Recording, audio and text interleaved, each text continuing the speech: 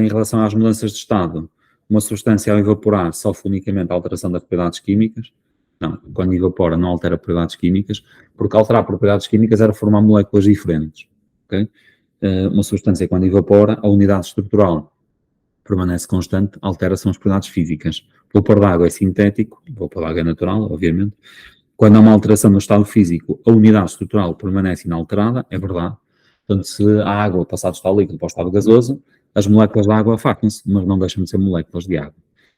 E o ponto de fusão de uma substância será sempre inferior ao ponto de ebulição de qualquer outra substância. Sulfureto forma-se a partir do enxofre. Ora, se tem duas cargas negativas, é porque recebeu dois elétrons. Não se esqueçam que os íons formam-se sempre que a partícula recebe ou cede eletrões, nunca prótons.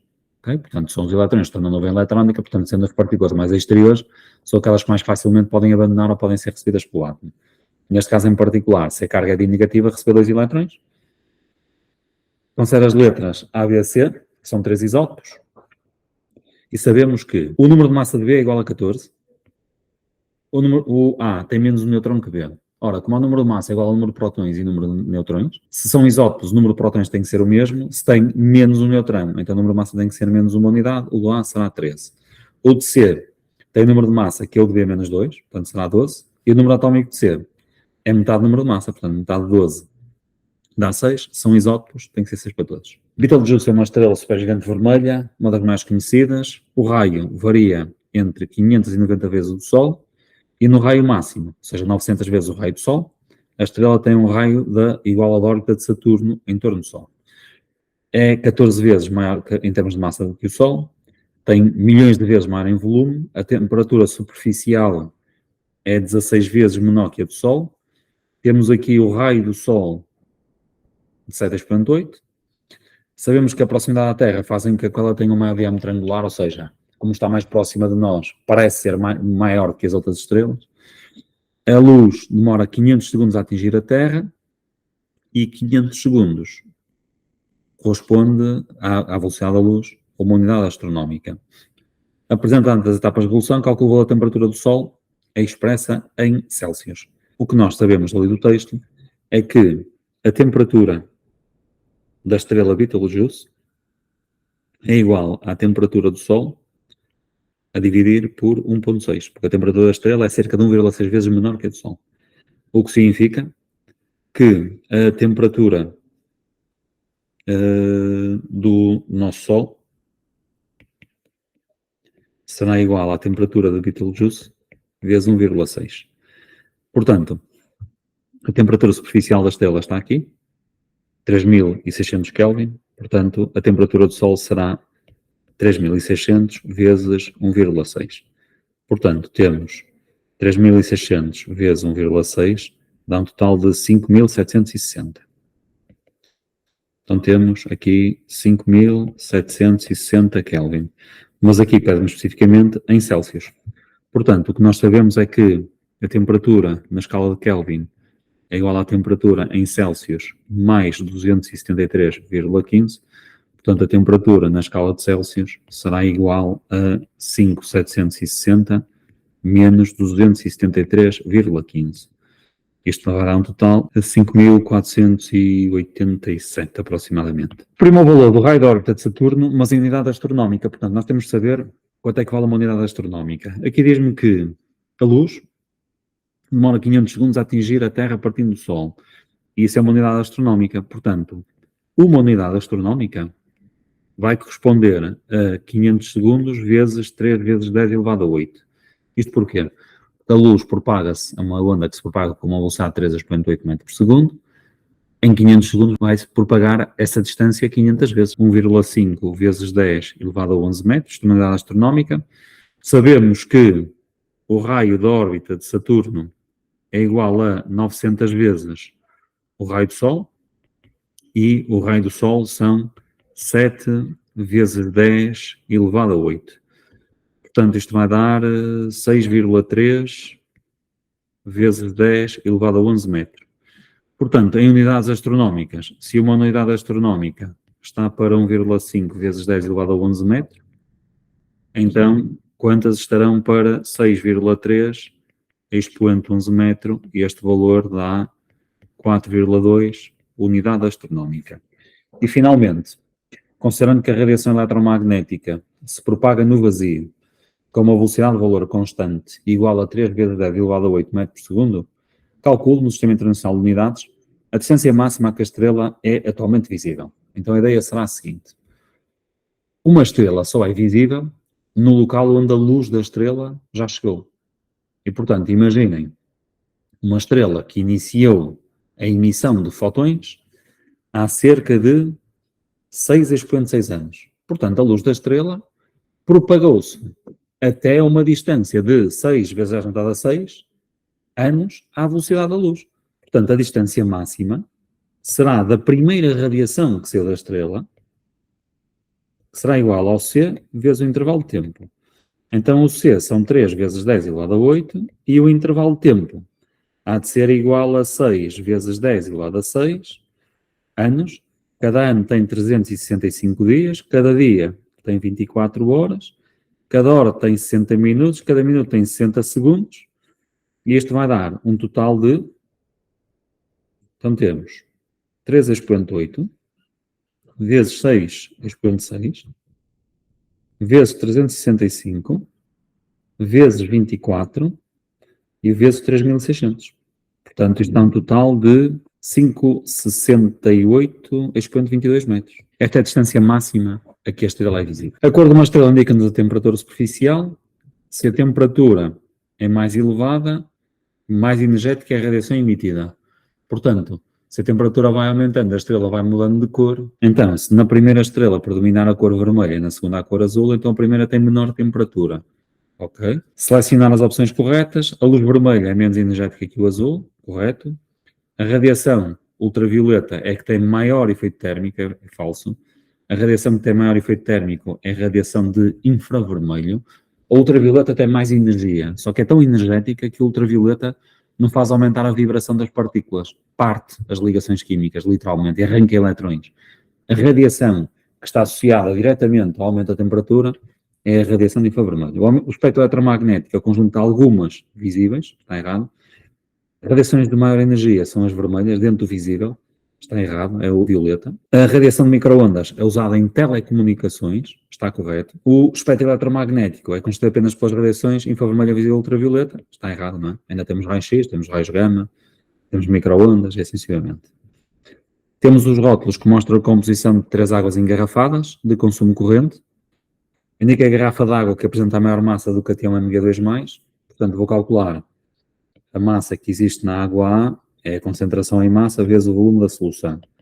Portanto, a concentração em massa do Mg2+, é de 0,5, o volume é também 0,5. A massa que existe em C é igual à concentração, que é 0,8, o volume é 1, que dá um total de 0,8 miligrama, portanto, a maior massa será em C. Exprimir a concentração mássica de nitrato na água C, mas é expressa no Sistema Internacional. Ora, quando nós temos uma unidade composta, vocês têm que colocar todos os constituintes dessa unidade composta em unidade do Sistema Internacional. Como aqui está em concentração mássica em miligrama por litro, vamos ter que passar miligrama para grama e vamos ter que passar o litro, que é o decímetro cúbico, para metro cúbico. Assim sendo, então temos a concentração em massa é igual à massa de soluto a dividir pelo volume de solução. Neste caso, a do nitrato na água C, okay, este valor. Então temos 4,3 miligrama por cada decímetro cúbico. Então isto vai dar 4,3 vezes 10 elevado a menos 6 quilograma em o decímetro cúbico. Temos que passar para metro cúbico, que dá 10 elevado a menos 3 metro cúbico. Portanto, isto vai dar 4,3 vezes 10 elevado a menos 3 quilograma por metro cúbico. O primeiro espectro é um fundo escuro com riscas coloridas, que são as radiações emitidas nas desexcitações, e este é um espectro colorido com linhas pretas, que são as radiações que são absorvidas durante a excitação. Como as linhas estão exatamente nas mesmas posições, logo a radiação emitida e absorvida é exatamente a mesma, o que significa que se trata do mesmo elemento químico. Então as riscas do espectro B são as radiações que são absorvidas em processos de excitação. Já agora, são riscas negras, nunca podiam ser emitidas, ok? Excluíamos isto. Agora, se a radiação é absorvida, não é uma desexcitação, porque o elemento vai ficar com mais energia. No átomo de sódio, nacional, quando os eletrões descem pela escada energética, estão a falar da desexcitação, ocorre a emissão de radiações bem definidas, riscas diferenciadas, Pronto. Pergunta. O que é que significa dizer que elas descem pela escada energética? Significa que estão a sofrer processos de desexcitação, estão a ficar com menos energia. Logo, transitam de níveis energéticos superiores para níveis energéticos inferiores e assumindo valores. A dúvida surgiu sempre aqui. Contínuos ou descontínuos? Sim, contínuos não são. Portanto, vem de superiores para inferiores, aqui está errado, e aqui também. Agora, a diferença vai estar entre o discreto e contínuo. Se a energia não pode ser contínua, então há de ser discreta. Discreta é sinónimo de descontínuo, a energia quantizada. O que é que se deve observar no espectro de absorção do sódio? Ora, aqui falamos do espectro de emissão. Diz-me que no espectro de emissão nós vemos duas riscas brilhantes na zona do amarelo. Ora, o espectro de absorção será exatamente o oposto, onde no espectro de emissão temos radiação, no de absorção vamos ter a ausência de radiação. Portanto, vamos ter duas linhas pretas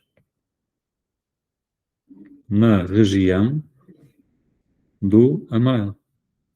Portanto, a luz branca tem todas as cores, não é? Portanto, será o espectro de emissão contínua. Então, no espectro de emissão contínua, de luz visível ou branca, as cores sucedem-se formando um conjunto de radiações sem interrupção.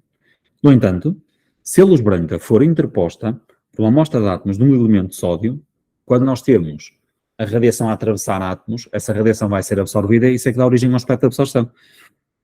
Obtém-se um espectro de absorção de riscas, portanto será este o B, em que as linhas pretas, ou as riscas pretas, correspondem às radiações que são absorvidas. Cada átomo ou cada molécula pode ser identificado por um conjunto de riscas, são as linhas espectrais, caracterizadas por uma determinada energia, dando origem ao espectro de emissão de riscas, como é o exemplo do espectro formado pela radiação emitida por um anúncio luminoso neon. Considera as seguintes transições, todas estas são desexcitações, que vocês conseguem ver. Estas duas desexcitações são as de maior energia, esta é a maior energia de todas, obviamente, ocorrem com a emissão de ultravioleta, esta com a emissão de visível e esta com a emissão de infravermelho. Então, em relação ao átomo de hidrogênio, para cada uma das afirmações está sendo a opção correta. A figura corresponde à gama visível dos espectros de emissão de absorção. As letras de alfa até delta correspondem às riscas do espectro visível para o referido átomo. Nas transições de estimação de excitações. Portanto, eu vou já excluir este espectro. Ok? Porque tem que ser o espectro de emissão. E depois, ainda vejo outra coisa. Se é visível, só pode ser esta transição aqui. Porque as outras transições ocorrem com emissão de radiações noutra região que não é visível. Se é noutra região que não é visível, então o que é que eu passo a ter? Passo a ter o seguinte. Na transição, pode ser uma emissão de radiação vermelha, azul ou na zona do violeta. Reparem vocês que na transição visível de 3 para 2 é o mínimo de energia possível. Então, se é o mínimo de energia possível, a transição daqui para aqui, então significa que tem que ser das transições que lá estão representadas a que tem a menor energia possível, portanto só pode ser a transição alfa. Então, a transição T3, vou já excluir, o T1 e o T4, corresponde à risca alfa do espectro de emissão. Portanto, só pode ser a primeira. No átomo de hidrogênio, a energia do eletrão, os valores de energia que pode assumir estão contidos no intervalo de menos 2,18 até 0, fechado em 2,18, porque é a energia nível 1, aberta em 0, porque o 0 já é quando o eletrão deixa de pertencer ao átomo. Portanto, tem que ser a opção D. Quando o eletrão do hidrogênio absorve uma radiação, cujo valor é inferior à energia de remoção, então ocorre um processo de excitação. Ionização não, porque diz-me aqui que a energia é inferior à energia de remoção. Então só pode ser uma excitação. Quando o eletrão do hidrogênio está no primeiro estado excitado, que é no nível 2, se ele está no nível 2 e emitir radiação, tem que ser ultravioleta. Então, pode ser visível, não pode, não senhor. Emite radiação, pode ser infravermelho, também não pode. Ora, se ele está no nível 2 e absorve radiação, então já vai ser visível. Por que motivo? Imaginem uma excitação do nível 3 ou do nível 4 para o nível 2. Ocorre com emissão de radiação visível. Portanto, a excitação a partir do nível 2 ocorre com a absorção de radiação visível. E, portanto, se absorver radiação, tem que ser radiação visível. Só pensarem assim. Se de qualquer nível para o nível 2 ocorre com a emissão de visível, então, de 2 para qualquer nível ocorre com a absorção de visível. Portanto, será a opção B. Determine qual das radiações associadas tem maior valor energético e apresenta as etapas de resolução. Eu vou calcular os valores das energias das radiações. Então vejam assim. A variação da energia associada à transição T1 é a energia do fim, que é a energia de nível 1, menos a energia de nível 3. A variação da energia associada à transição T2 é a energia de nível 1, menos a energia de nível 2. Ora, feitas as contas, menos 2,18, expoente menos 18, menos o menos 2,42, isto vai nos dar menos 1,938. Expoente menos 18 joule, de onde tiramos que a energia da radiação 1 é igual ao módulo daquilo, portanto está aproximadamente 1,94 expoente menos 18 joule. Aqui vamos ter o menos 2,18 expoente menos 18, menos o menos 5,45, está a menos 1,635 expoente menos 8 joule. Logo, a energia da radiação associada à transição 2 dá aproximadamente 1,64 expoente menos 8 joule. E concluímos então que a energia da radiação associada à transição 1 será maior do que a energia da radiação associada à transição 2. O primeiro estado excitado é o nível 2, porque o estado fundamental é o nível 1. Então nós fazemos variação da energia é igual à energia do fim menos a energia do início. Se sobre o mesmo incide radiação com esta energia, então este valor é um aumento, porque o átomo está a receber energia. Se esta relação estivesse escrita na forma de o átomo emite radiação, então a variação da energia seria negativa. Então nós chegamos aqui e dizemos assim, a variação da energia é do fim menos a do início. Portanto, a variação é de 4,09 vezes 10 elevado a menos 19 é igual à energia do fim menos a energia do início, que é a energia nível 2, que é o menos 5,45 expoente menos a 9. Daqui vai-me dar uma energia do fim, que é o 409 menos 5,45 expoente menos a 9. Portanto, isto vai-me dar menos 1,36 expoente menos a 9 joule.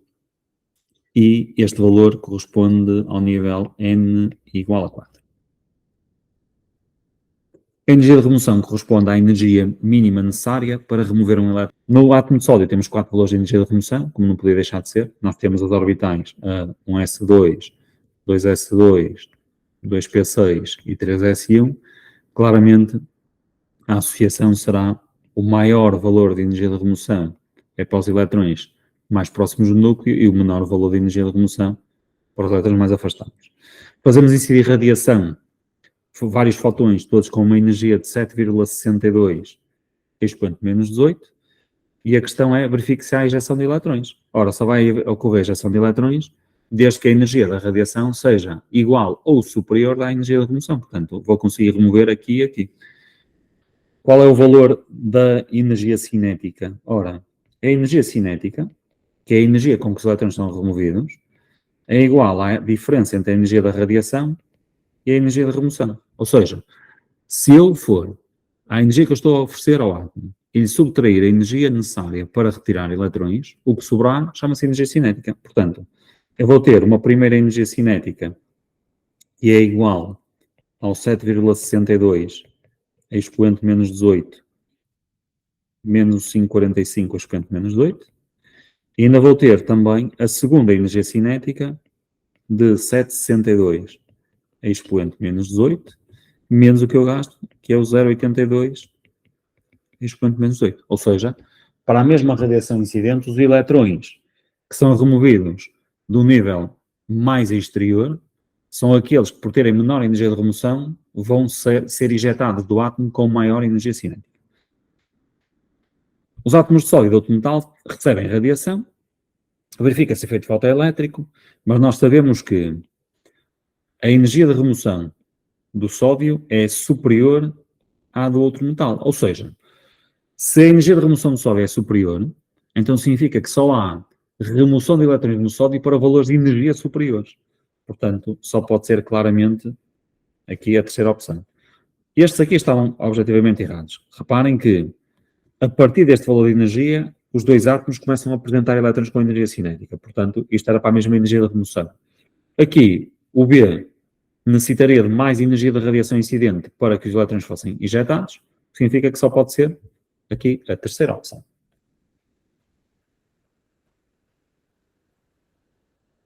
Considera as espécies, átomos ou íons, representadas simbolicamente pelas letras D, A, H, que não são símbolos químicos. Selecione entre as espécies as que são íons. Ora bem, os íons são as espécies que têm um número diferente de elétrons e de prótons. Vamos encontrá-los. Então nós aqui temos 8 e aqui temos 10. Portanto, o A é um íon. Agora temos 3, 3, 3, 2. O C também é um íon. Vamos verificar todos os outros. 16, 4, 10, 16. 10, 11, 11. 8, 2, com 2 faz 4, com 4 faz 8. 10, 10, 8, 8. Agora, átomos no estado fundamental. O estado fundamental da proporção é o estado excitado. Portanto, temos que obedecer ao princípio da construção. Então temos o B, um S2, 2S1 está no estado fundamental. O C já vimos que era um íon. O D, temos um S2, 2S2, 2P6, 3S, 3P, 4S. Olhem aqui. Vamos ver? Orbital P. Ainda podemos ter mais elétrons nos orbitais P, no outro subnível. Portanto, se é um estado excitado, portanto, será o D.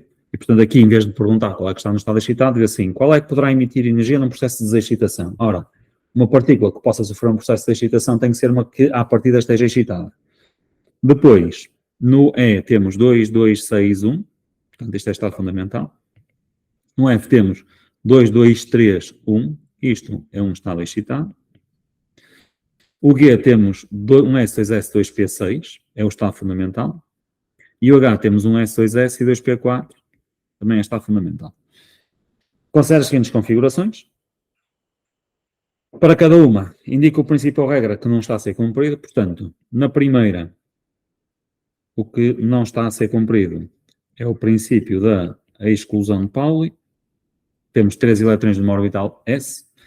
E na segunda regra, será a regra de Hund, porque nós temos uma orbital PY em que os elétrons já estão emparelhados, sendo que na PX ainda não temos nenhum elétron. Agora reescreva corretamente as duas configurações. Portanto, a configuração A fica um S2, 2S2, 2PX, 2PY, 2PZ, 1 nada. E a configuração B fica 1S2, 2S2, 2PX, 2PY, 2PZ, 1. Se no exame nacional nos aparecer uma questão deste género, desmultipliquem as orbitais P em X, Y, Z, uma vez que, quando nós pretendemos evidenciar a correta configuração eletrónica, nós também temos que evidenciar a regra de Hund. Isso só se consegue se nós demonstrarmos que as orbitais PX, PY e PZ estão, evidentemente, separadas e com um elétron em cada, como é o caso aqui da configuração B. Os diagramas abaixo mostram a distribuição de 3 elétrons em 3 conjuntos. Olhem, este está errado. Temos ali o princípio da exclusão. Este está errado. Por causa da regra de Hund. Este é o único que está certo. As distribuições eletrónicas em B e C estão corretas. A de B não está correta. A distribuição B está correta. Não está, não, senhor.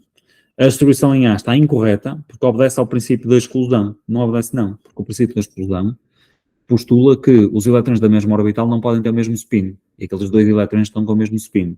E, finalmente, a distribuição eletrónica do B está incorreta, porque obedece ao princípio da exclusão, verdade. Não há nenhuma orbital com dois elétrons com o mesmo spin, mas não obedece à regra de Hund, verdade. Porque temos elétrons emparelhados na primeira orbital, mas temos uma orbital que ainda não tem nenhum elétron. Portanto, será esta a opção correta. Entre as opções seguintes, indica que corresponde ao número de elétrons não emparelhados que há no átomo de enxofre para o estado fundamental. O enxofre tem número atómico 16, a configuração é 1S2, 2S2, 2P6, 3S2, com 3P4. Se fizermos aqui a configuração no 3PX, 3PY e 3PZ, fica 2, 1, 1, o que significa que temos 2 eletrões desemparelhados. O eletrão mais energético de um átomo no estado fundamental está numa orbital esférica do terceiro nível. Portanto, a orbital esférica do terceiro nível é uma orbital do tipo 3s. Calculo o número atómico desse átomo, sabendo que este eletrão está desemparelhado e apresente as etapas de resolução. Portanto, temos 1s, 2s, 2p, 3s. A configuração é 2, 2, 6, e aqui diz o eletrão. Não diz um dos eletrões. Portanto, se é o eletrão, só há um eletrão. Portanto, 1. Ora bem, temos aqui um total de 11 eletrões, portanto, o número atómico será igual a 11. É o sódio.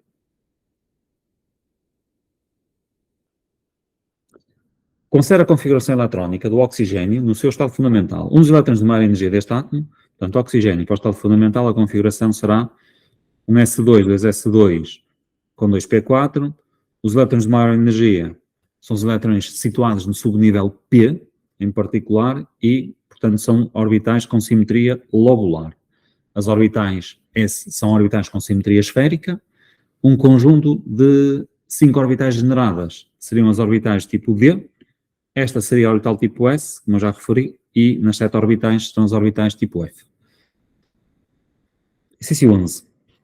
O fogo de artifício é uma das mais espetaculares manifestações da química. Ok, isto tem aqui uma introdução num texto, que essencialmente o que me diz é que no fogo de artifício o que se faz é que nós, juntamente com o explosivo, colocamos sais, em particular sais que tenham cationes metálicos, e quando o explosivo do fogo de artifício é detonado, liberta uma grande quantidade de energia, vai produzir a excitação dos elementos químicos presentes na amostra, os quais, durante a excitação, emitem radiação. E essa radiação é que dá origem às diferentes cores. Ora, como cada elemento vai emitir um espectro que é muito próprio, vai apresentar uma cor diferente, porque as radiações emitidas também são diferentes, vai depender da diferença da energia, dos níveis em que os eletrões se encontram nesses elementos. Ou seja, cada qual tem o seu espectro de emissão. Este exemplo é dado simultaneamente com o teste de chama. Dá-me só um segundo.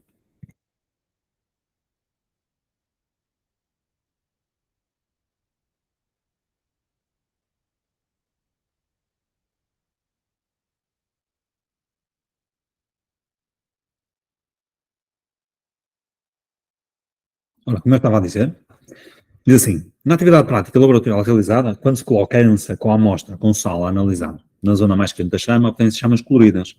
Com que objetivo se procede ao aquecimento da amostra? É para provocar a excitação.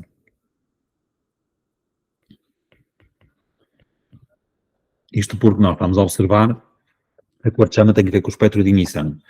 Mas só há uma emissão durante uma desexcitação, mas para ocorrer uma desexcitação tem que haver uma prévia excitação do elemento. Ora, para isso precisa de uma fonte de energia, essa é a função da chama. Indica uma característica essencial do anião. Recordem que o sal é formado pelo catião e pelo anião, e o espectro que nós estamos a observar é em particular do catião. Portanto, qual é a característica do anião? Para que não perturbe a observação da radiação do catião. Ora, significa que o próprio anião não tem que emitir radiação. Neste caso, será o anião, na desexcitação, não emite radiação visível. Depois, a observação da chama em contacto com o cloreto de bário, ou com o cloreto de cobre 2, permite detectar uma coloração esverdeada, que é muito semelhante. Indique-me se poderia proceder para realizar a identificação dos diferentes cationes. Seria a observação com um espectroscópio. Portanto, o espectro é um dispositivo que vai decompor a radiação que está a ser emitida pelo sal durante o processo de excitação, e a consequência direta é que eu vou conseguir ver especificamente as riscas, ou seja, em vez de ver apenas um tom de chama, eu vejo especificamente as riscas. Indica um dos motivos pelo qual é utilizado o metanol como combustível não etanol. Ora, Quando nós usamos o bico de Bunsen não é este problema. Se nós usarmos etanol, o etanol é o álcool que nós usamos para desinfetar feridas. A chama do etanol é uma chama que é muito amarela, é muito brilhante, ok? Portanto, não tem muito interesse para nós. Por outro lado, o metanol, que é usado inclusivamente como aditivo às gasolinas nos carros de competição, tem uma chama cuja temperatura é muito mais elevada e então emite menos radiação visível e emite mais na zona do ultravioleta. Portanto, além de ser mais propício para produzir a excitação, a própria chama não vai perturbar a nossa observação, porque a própria chama do metanol não emite radiação visível. Ou seja, a chama do metanol não emite com muita intensidade na região visível.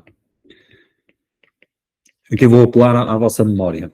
Se vocês se relembrarem de quando realizaram este trabalho prático, geralmente faz-se com cápsulas em que se coloca o álcool a arder para a fonte de energia. E a chama do álcool é tão amarela que todas as chamas, todas as observações parecem amarelas. De facto, isso perturba muito a observação. E depois é outra questão, não é? Tem que ser num ambiente plenamente escurecido. Caso contrário, também se consegue fazer a observação de cada cor de cada chama. Indico duas limitações do teste de chama. A primeira limitação, obviamente, só permite observações na região visível. E a segunda, temos elementos com espectros de emissão muito semelhantes. São estas as duas questões. Agora, temos aqui alguns exemplos. Temos a cor do sal, portanto, a cor dos grãozinhos, aquilo que nós vimos, se olhamos para eles. Temos o cloreto de sódio, é o sal de cozinha, é branco. Agora imaginem, o cloreto de magnésio e o cloreto de lítio são também sais brancos. Mas quando aproximamos estes sais da chama, a cor da chama vai ficar muito amarela, se for com o cloreto de sódio, esbranquiçada com o cloreto de magnésio ou avermelhada com o cloreto de lítio. Portanto, se são sempre cloretos e a chama está a mudar de cor, obviamente não pode ser por causa do anião, há de ser então por causa do catião metálico. Logo dizemos que correto afirmar que a cor de chama não depende do anião, depende do catião e da cor do sal. Todos os sais são brancos, mas as chamas são diferentes, portanto não vai depender da cor do sal.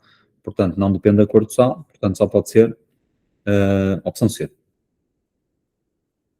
Depois diz, elabora um texto em que procure explicar, numa perspectiva científica, como ocorre a emissão da radiação no fogo de artifício. Portanto, nós temos a explosão. A explosão liberta energia. Esta energia vai produzir a excitação dos metais, ou dos cationos metálicos. Os cationos metálicos vão depois, posteriormente, sofrer um processo de desexcitação e vão originar a emissão da radiação. E agora, esta radiação é a radiação que nós observamos e cada metal tem um espectro de emissão especificamente seu, que dá origem a cores diferentes. E por isso é que quando nós vemos um espetáculo de artifício, tanto vemos a radiação com um tom avermelhado, com um tom esbranquiçado, ou amarelado ou azulado, que são elementos químicos diferentes que são sofrer processo de excitação.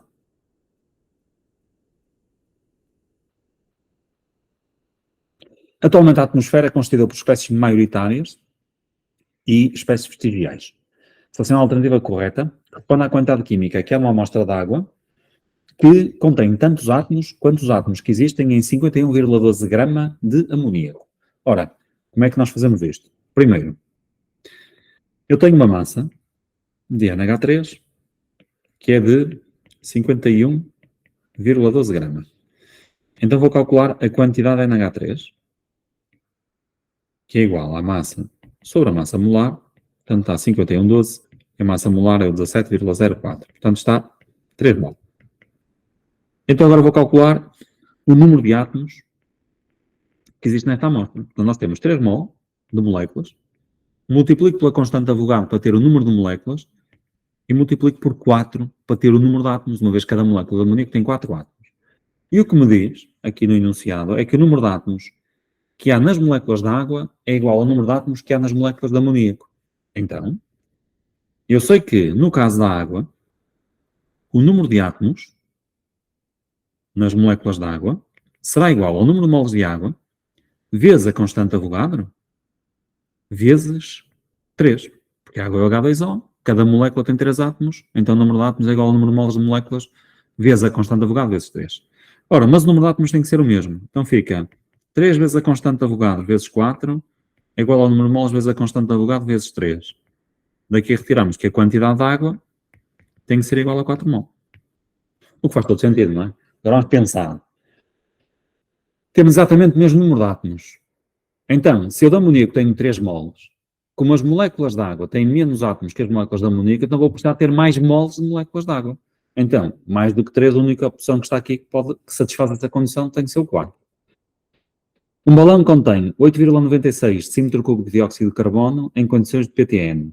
Seleciona a alternativa que permite calcular o número de moléculas. Portanto, o número de moléculas é igual à quantidade vezes a constante Avogadro, a quantidade há de ser igual ao volume, sobre o volume molar vezes a constante Avogadro. O volume é 8,96, o volume molar é o 22,4 e a constante Avogadro é o 602 vezes 10 elevado a 23. E, portanto, será a opção B. O elemento X tem configuração eletrónica tal, então o X termina em 3p4. Então, o R vai terminar em 2p4, o Q em 2p5 e o T em 2p6. Indica a configuração eletrónica de Q e do íon que ele tende a formar. Portanto, a do Q será 1s2, 2s2, 2p5. O íon que ele tende a formar, relembrem que os átomos formam íons para ficar com a configuração eletrónica de valência semelhante a um gás nobre, ou seja, isoeletrónicos de um gás nobre. Portanto, o que é preciso é mais um elétron. Portanto, vai formar o íon Q-, cuja configuração é igual a 1s2, 2s2, 2p6, ou seja, é isoeletrónico de T. Fica a afirmação, o raio atómico de Q é maior que o raio atómico de T. E então, aqui temos uma condição, diz, com base nas posições relativas da tabela dos elementos Q e T. Ora, vocês encontram num site um apontamento que é um resumo que faz esta comparação, está pormenorizado, com base na posição e nas configurações eletrónicas, mas de qualquer forma, quando é para fazer uma justificação bem estruturada, nós vamos ter que pôr isto assente em 3 condições. Neste caso em particular é com base na posição relativa, então vou ter que os localizar. Reparem que Q e T estão no mesmo período, então vamos começar por aí, dizemos assim, Q e T localizam-se no mesmo período, sendo T o elemento com maior número atómico.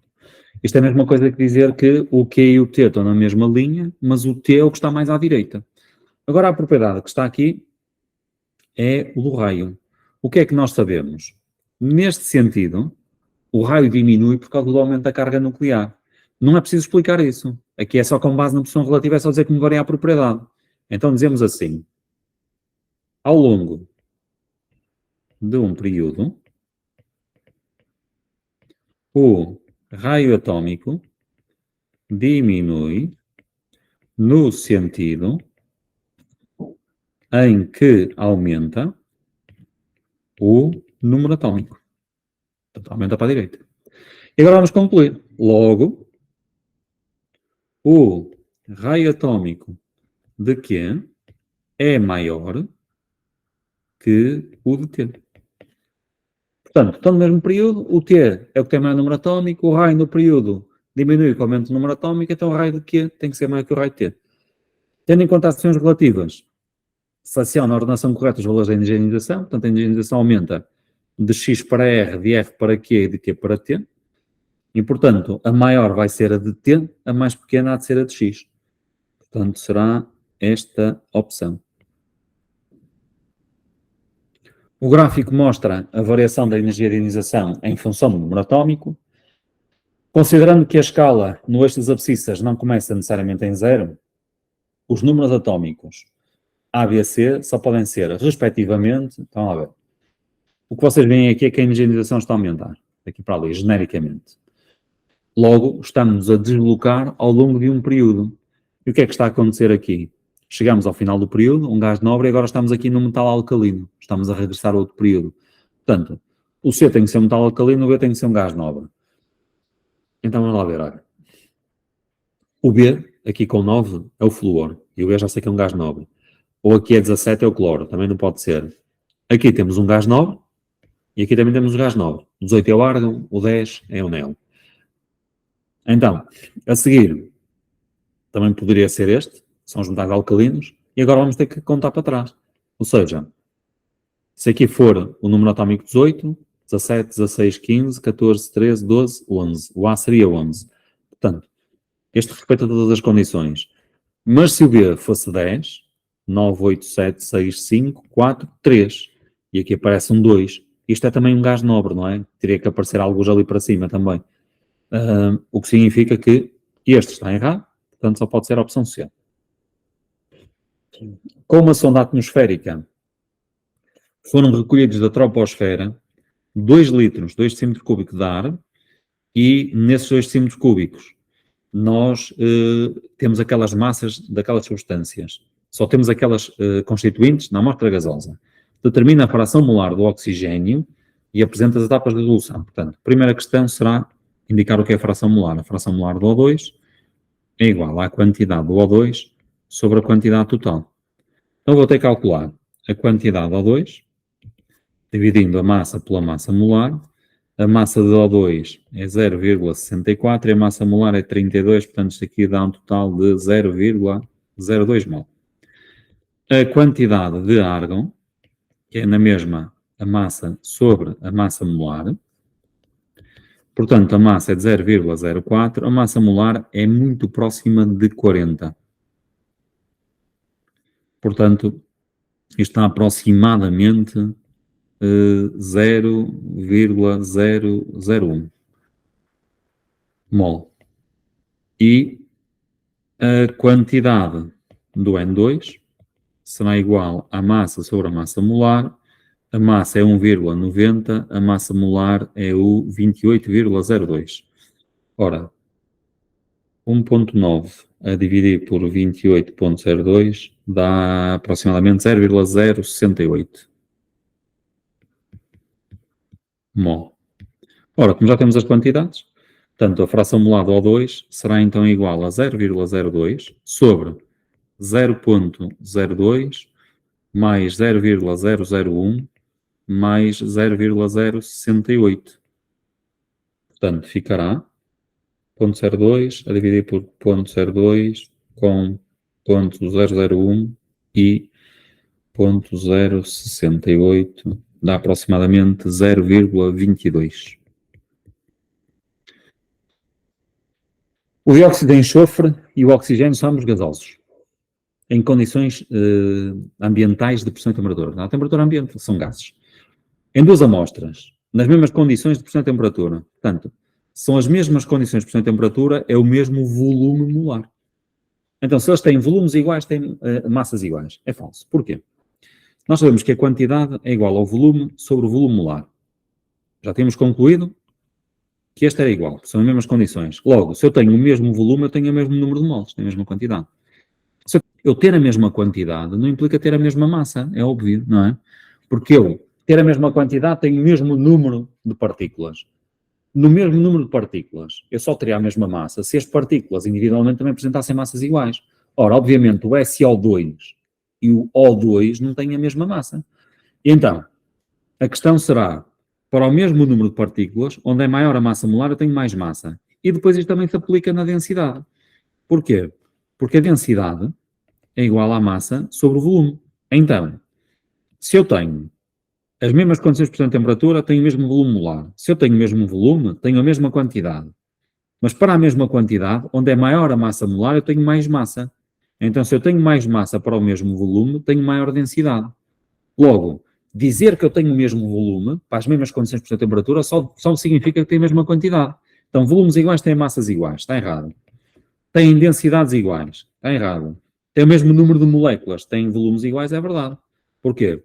Porque o mesmo número de moléculas implica a mesma quantidade e a mesma quantidade implica o mesmo volume. Ok? Também está errado este.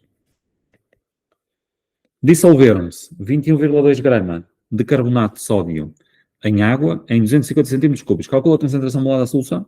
Portanto, vamos calcular primeiro a quantidade do Na2CO3. A quantidade é igual à massa sobre a massa molar. A massa é 21,2, a massa molar é 106,0. Isto dá aproximadamente 0,2 mol.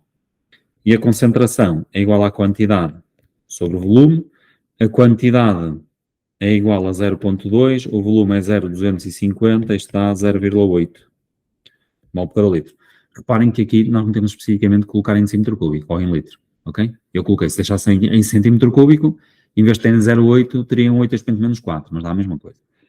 Agora, considerando que a densidade da solução é igual a 1,08, exprima a concentração do soluto, mas agora em porcentagem em massa. Então eu vou fazer o seguinte. Nós vamos determinar, em primeiro lugar, a massa da solução. Ora, a massa da solução é igual à densidade vezes o volume. A densidade é 1,08, o volume é de 250. Portanto, isto aqui vai dar 270 gramas de solução. A percentagem em massa para o soluto será igual à massa do soluto, que é 21,2, a dividir pela massa de toda a solução, que é 270 vezes 100. Portanto, isto é uma coisa assim, olha, 270 gramas, que é a massa de solução está para 100%, assim como a massa do soluto está para X%. E, portanto, isto vai dar 7,85%. A determinação experimental de alguns cuidados físicos permite identificar substâncias e avaliar o grau de pureza. Em particular, as propriedades que permitem identificar substâncias e avaliar a pureza é o ponto de fusão, ponto de ebulição e a densidade ou massa volúmica. Neste caso, é aquele trabalho que se faz por deslocação do volume. Vocês podem fazer com o piquenómetro ou, quando se quer fazer isto com menos rigor, faz com uma proveta. Então, o que nós fazemos é, colocamos a proveta. Então, a ideia é, nós colocamos uma proveta com um determinado volume de água. Okay? Depois, pegamos num objeto irregular e vamos colocar este objeto irregular no interior da proveta. E o que é que vai acontecer? Ao colocarmos o objeto no interior da proveta, este objeto vai ocupar ali um certo volume e a consequência direta é que o líquido vai subir relativamente à posição inicial. E a diferença deste volume para este volume, isto aqui, é o volume do objeto. Portanto, é exatamente igual ao volume do líquido deslocado. Este trabalho geralmente faz antes de fazer o trabalho de piquenómetro, que é para vocês perceberem o conceito de líquido deslocado. Tem o mesmo volume que o volume do objeto. E, portanto, aqui diz-me assim, com base nos resultados, indique para cada medição a massa volúmica do objeto. Portanto, eu vou indicar só aqui os volumes do objeto. Ora, o volume do objeto será igual ao volume final menos o volume inicial. Portanto, 875 menos 700 dá um total de 1,75 cm cúbico. A 870 menos 700 dá 1,70 cm cúbico. E 873 menos 700 dá 1,73 cm cúbico. A densidade é igual à massa sobre o volume. Portanto, no primeiro ensaio, a densidade vai-me dar 14,79 sobre 1,75. No segundo ensaio, dá 14,78 sobre 1,70. E no último ensaio, dá 14,76 sobre 1,73. Eu aqui estou a fazer várias operações. Aqui estou a fazer uma subtração e tenho que conservar as casas decimais. Mas depois de respeitar essa regra aqui, agora estou a dividir este por este. Como agora é uma divisão, vou conservar algarismos significativos. Só posso apresentar o resultado com 3 algarismos significativos. Portanto, 14,79 a dividir por 1,75 com 3 significativos dá 8,45. Este vem em grama por centímetro cúbico. No segundo, temos o 14,78 a dividir por 1,70, que dá 8,69 grama por centímetro cúbico.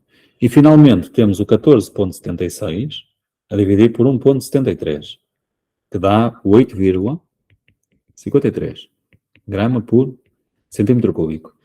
E agora, Calcular o valor mais provável. Ora, o valor mais provável é a densidade média. Portanto, temos o 8,45 com o 8,69 com o 8,53 a dividir por 3. Isto dá 8,56 grama por centímetro cúbico. Okay? E, portanto, depois diz-me assim, olha, agora determine qual é a substância. Bem, neste caso, vamos admitir que é que está mais próxima, que neste caso seria o cobre. Qual seria o erro relativo neste caso? Ora, o erro relativo será igual ao valor experimental, 8,56, menos 8,93, a dividir por 8,93 vezes 100. Então vamos lá fazer as nossas contas. Primeiro, 8,56 menos o 8,93 dá 0,37. Já só tenho agora duas casas decimais, como não podia deixar de ser, mas eu a partir de agora, como agora vou dividir este valor, que só tem duas casas decimais, porque a da unidade já foi embora, por este, então agora só vou conservar dois algarismos significativos. Portanto, este valor a dividir por 8,93 vezes 100, com dois significativos, dá 4,1%. Tendo em conta a experiência, os alunos fazem uma medição indireta do volume e fazem uma medição direta da massa. Indireta com direta será a opção C. Na figura está representado um diagrama de níveis de energia, no qual estão assinaladas algumas transições eletrónicas que podem ocorrer no hidrogênio. Portanto, temos a excitação, desexcitação, desexcitação e a excitação. Esta, T1 e a T4 ocorrem com absorção, T2 com T3 ocorrem com emissão de radiação. Esta é com absorção de ultravioleta e esta é com emissão de ultravioleta. Reparem, é exatamente a mesma energia, não é? E aqui também. Só que esta é com emissão de visível e o T4 é com absorção de visível. Então, a alternativa correta é T1 ocorre com absorção de visível. Não, é ultravioleta. T2 é uma risca infravermelho. Não, é visível. T3 é com emissão de energia no infravermelho. Não, é ultravioleta. T4 é uma risca negra, portanto uma absorção na região visível. Portanto, será esta a opção correta. Se há uma opção que apresenta o valor de energia e radiação, quando ocorre uma transição do primeiro estado excitado para o estado fundamental. Portanto, a variação da energia é a energia do nível 1, que é do fim, menos a do início, que é do nível 2. Menos 2,18, expoente menos 18, menos 5,45, expoente menos 18, está menos 1,635 vezes 10 elevado a menos 18 joule. Logo, a energia da radiação é o módulo da variação da energia, que dá 1,64 expoente menos 18. Portanto, será a opção D. Considera os seguintes átomos. Quantos elétrons desemparelhados há no átomo de carbono no estado fundamental? Ora, o carbono no estado fundamental tem uma configuração que é um S2, 2S2. Agora, 2PX, 2PY, 2PZ, 1, nada. Portanto, quantos elétrons desemparelhados é que nós temos? Temos 2 elétrons desemparelhados. Considera os seguintes valores de energia de ionização. Faça corresponder a cada um dos elementos químicos o valor da energia de ionização. Ora, nós temos o lítio, temos à direita o carbono e temos abaixo do lítio o sódio. Como a energia de ionização aumenta assim e aumenta assim, portanto, a mais pequenina vai ser a do sódio, 0,82 expoente menos 18.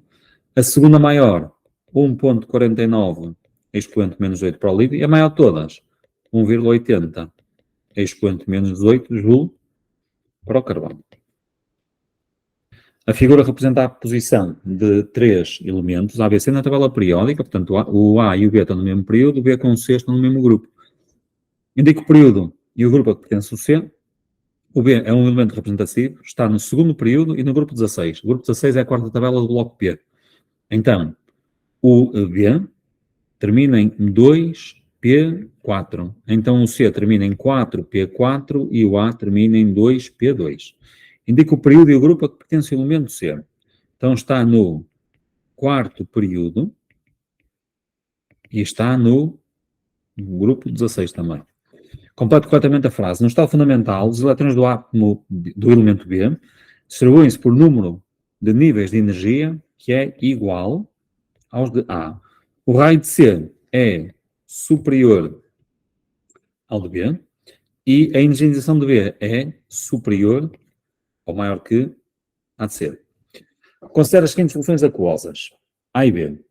Determine a massa de soluto que está contida na solução A. Ora, vou em primeiro lugar calcular a quantidade de NaCl que há na solução A, multiplicando a concentração pelo volume. A concentração é 0,1 mol por litro, o volume é 0,1 também, portanto dá 0,01 mol. E agora retiro a massa. A massa do NaCl é igual à quantidade vezes a massa molar, 0,01 vezes 58,5, portanto está a 0,585 gramas. Agora vamos calcular a concentração molar de B. Para calcular a concentração molar eu preciso calcular a quantidade e para calcular a quantidade eu preciso calcular a massa. Então vou fazer o seguinte, vou calcular a massa de MgCl2, multiplicando a concentração em massa pelo volume da solução. A concentração em massa são 10 gramas por decímetro cúbico e o volume de solução são 0,25. Isto dá 2,5 gramas. Agora vou calcular a quantidade de MgCl2, dividindo a massa pela massa molar. A massa é 2,5, a massa molar é de 95. Portanto, 2,5 a dividir por 95 dá 0,0263 mol. E agora vou calcular a concentração molar, que é a quantidade de soluto sobre o volume de solução. Dá 0,0263 e o volume de solução era 0,250. Este valor a dividir por 0,25, que dá 0,105.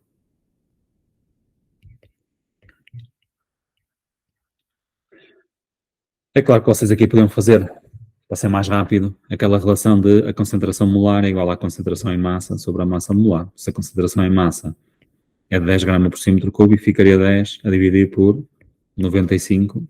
Reparem, 10 a dividir por 95 dá exatamente o mesmo valor, não é? 0,105, 26, não há diferença nenhuma. A ligação química entre dois ou mais átomos do mesmo ou diferentes elementos químicos ocorre sempre no sentido em que há um aumento da estabilidade do sistema. Ou seja, só se forma ligação desde que os átomos ligados estejam mais estáveis do que quando os átomos não estavam ligados entre si. Para tal, eles podem se ligar de três formas, que é a ligação iónica, a ligação covalente ou a ligação metálica. Na ligação iónica é quando um metal liberta eletrões para um não metal, o metal vai formar um íon positivo e o não metal vai formar o íon negativo. Na ligação metálica é só entre metais, os metais libertam os eletrões de valência, formando um conjunto de íons positivos que permanecem juntos, ficam envolvidos por um conjunto de eletrões livres. E finalmente temos a ligação covalente, em que há uma zona comum da camada de valência, ou seja, os elétrons são partilhados. Pode ser a ligação covalente simples, dupla ou tripla. Agora, qual das moléculas é a molécula mais reativa? A molécula mais reativa é a menos estável. A menos estável é que tem a ligação mais fraca. Portanto, se vocês compararem, vocês têm a molécula X2 tem uma energia de menos 18, a Y2 tem de menos 19. Portanto, esta é a menor energia de ligação.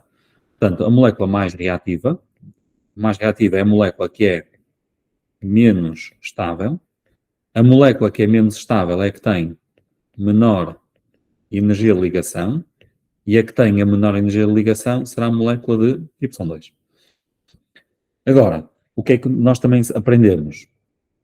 Quando nós temos ligações do tipo covalente simples, dupla ou tripla, sabemos que daqui para aqui temos maior energia de ligação e no sentido oposto temos maior comprimento de ligação. E, portanto, o que nós sabemos é que na prática, quando a multiplicidade da ligação vai aumentando, ou seja, quando é maior o número de pares de elétrons partilhados, temos uma ligação mais forte, uma ligação mais estável e uma ligação com menor comprimento.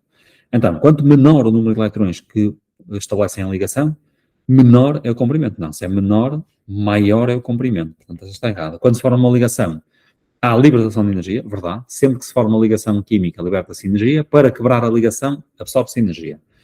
Todos os eletrões de uma molécula contribuem para a ligação? Não. Os eletrões não ligantes não contribuem para a ligação. E os átomos dos gases raros não formam moléculas. Têm 8 eletrões de valência. Isto é uma rasteira.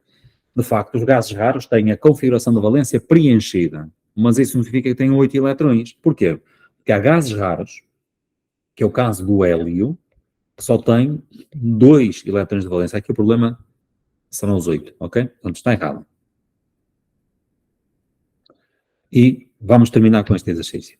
A configuração eletrónica de um átomo de carbono no estado de menor energia pode ser representada por um S2-16-2p2. Então, a geometria do metano, ora, nós sabemos que o metano é a molécula de CH4 que tem um carbono no centro e os hidrogénios nos vértices do tetraedro. Tem um tetraedro, é se vocês imaginarem uma figura aqui apoiada nos hidrogénios, forma aqui uma espécie de um triângulo. Isto é uma face. Então, terei uma face, duas, temos uma lá atrás, 3, e temos a da base, 4. Portanto, é um poliedro com 4 faces, portanto é um tetraedro. Portanto, a geometria é a geometria tetraédrica, portanto não é piramidal, e o átomo central partilha 4 pares de eletrões, portanto será a opção D.